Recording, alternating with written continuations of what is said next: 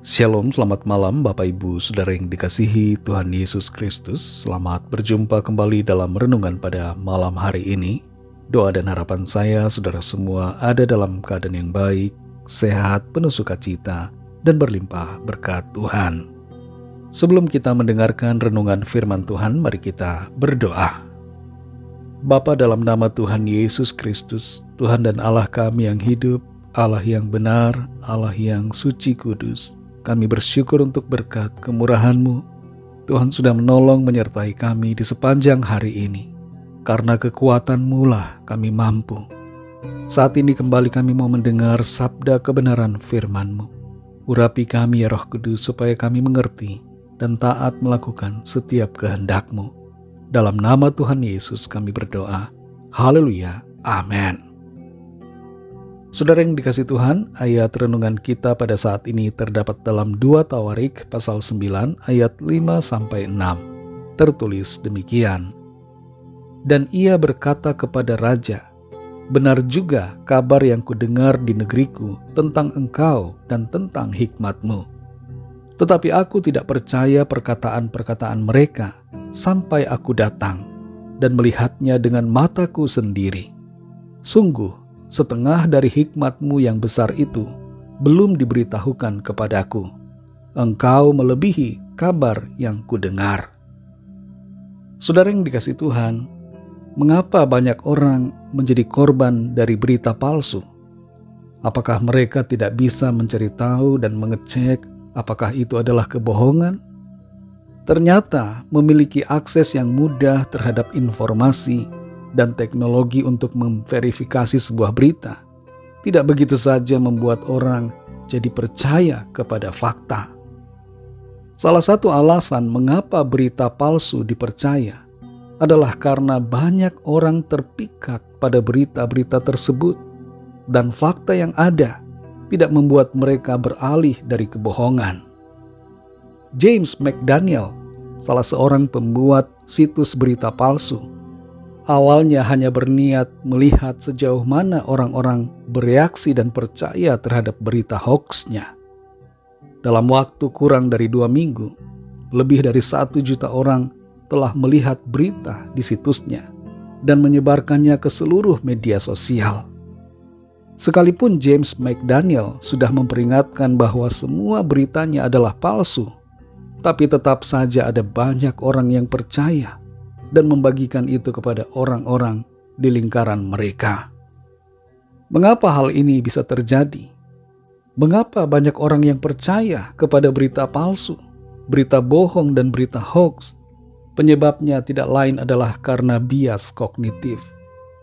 Bias kognitif adalah cara yang salah dalam menalar atau mengevaluasi sesuatu, yang pada akhirnya menimbulkan kesimpulan yang salah. Misalnya, ada orang kaya. Di rumahnya ia memelihara ikan arwana. Bias kognitif akan membuat orang berpikir bahwa orang itu kaya karena ia memelihara ikan arwana. Padahal kedua hal itu tidak ada hubungannya. Contoh yang lain, bias kognitif membuat orang berpikir, saya akan bahagia kalau menikah dengan orang yang cantik atau tampan. Padahal kebahagiaan tidak berelasi dengan itu. Banyak pernikahan bubar meskipun pasangannya sangat cantik atau tampan. Kita semua perlu memiliki cara berpikir yang benar terhadap segala sesuatu dan tidak menerima begitu saja berita atau kabar yang ada, tapi mengeceknya dengan baik dan teliti. Dalam 2 Tawarik pasal 9 ayat 5-6 ini, tertulis tentang Ratu Negeri Sheba yang datang dari jauh untuk mengecek kebenaran berita yang ia dengar tentang Raja Salomo. Tertulis dalam ayat ini, ia berkata kepada raja, benar juga kabar yang kudengar di negeriku tentang engkau dan tentang hikmat-Mu. Tetapi aku tidak percaya perkataan-perkataan mereka sampai aku datang dan melihatnya dengan mataku sendiri. Sungguh, setengah dari hikmat-Mu yang besar itu belum diberitahukan kepadaku. Engkau melebihi kabar yang kudengar. Sebagai seorang ratu, Ia punya kualitas yang begitu baik dalam berpikir dan menganalisa serta menyimpulkan data yang ada. Ratu negeri Sheba ini bahkan terjun langsung untuk mengecek kebenaran dari berita yang ia dengar. Saudara yang dikasihi Tuhan, di era informasi sekarang ini yang begitu masif, jangan sampai kita menjadi santapan berita palsu dan menjadi penyebar berita palsu hanya karena bias kognitif yang kita pelihara. Milikilah cara berpikir yang benar dalam segala aspek hidup kita, termasuk juga dalam beriman. Jangan percaya kepada berita, kitab, atau pengajaran yang bohong yang memutarbalikkan kebenaran. Percayalah hanya pada Injil Kristus, Injil kebenaran, dan percayalah kepada Tuhan Yesus Kristus. Dialah Tuhan dan Juru Selamat. Dialah kebenaran yang menyelamatkan kita. Mari kita berdoa. Bapa, dalam nama Tuhan Yesus Kristus, kami bersyukur untuk firman-Mu yang sudah kami dengar. Kami belajar, kami mengerti bahwa ada begitu banyak berita palsu, kabar palsu, pengajaran palsu yang mencoba untuk membuat kami keluar dari kebenaran-Mu. Tolong kami supaya kami memiliki sikap yang benar, cara pikir yang benar, dan dapat menyimpulkan segala sesuatu dengan benar. Berikan kami hikmat-Mu ya Tuhan untuk mengerti segala sesuatu dan menolak setiap kepalsuan, menolak setiap kebohongan, dan hanya menerima kebenaran, termasuk dalam beriman. Kami mau hanya percaya kepada-Mu saja Tuhan, sebab Engkaulah Tuhan Yesus, Tuhan dan Allah yang benar. Engkaulah Juru Selamat kami, penebus dan pemberi hidup yang kekal. Terima kasih untuk firman-Mu. Pimpin kami terus ya Tuhan, berjalan dalam kebenaran-Mu, sehingga hidup kami senantiasa ada di dalam berkat Tuhan. Lindungilah kami Tuhan di sepanjang malam hari ini, dalam istirahat kami. Lingkupi kami dengan kasih dan kuasa-Mu. Kami bawa kepada-Mu setiap pergumulan kami masing-masing.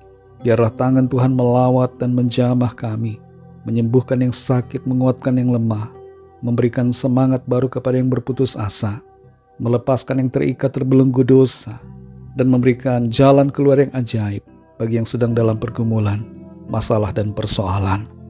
Terima kasih Tuhan. Berkatilah bangsa kami Indonesia dan juga semua bangsa di dunia ini. Berikanlah keamanan dan kesejahteraan, juga kedamaian, dan lawatlah setiap orang dari segala bangsa, supaya mengenal Engkau yang benar, percaya kepada-Mu yang benar, dan terima anugerah keselamatan. Ampunilah kami akan dosa kesalahan kami, seperti kami juga mengampuni orang yang bersalah kepada kami. Dan pimpin kami terus menjadi sempurna seperti kehendak-Mu. Dalam nama Tuhan Yesus Kristus, Tuhan dan Juru Selamat kami sudah berdoa dan mengucap syukur. Haleluya. Terimalah berkat Tuhan. Tuhan memberkati engkau dan melindungi engkau. Tuhan menyinari engkau dengan wajah-Nya dan memberikan kasih karunia.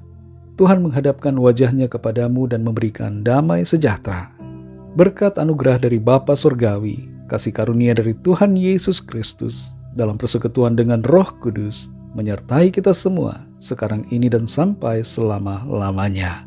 Dalam berkat nama Tuhan Yesus Kristus, haleluya, amin.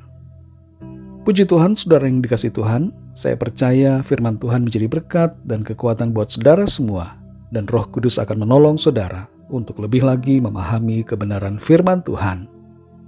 Tuhan Yesus memberkati saudara semua.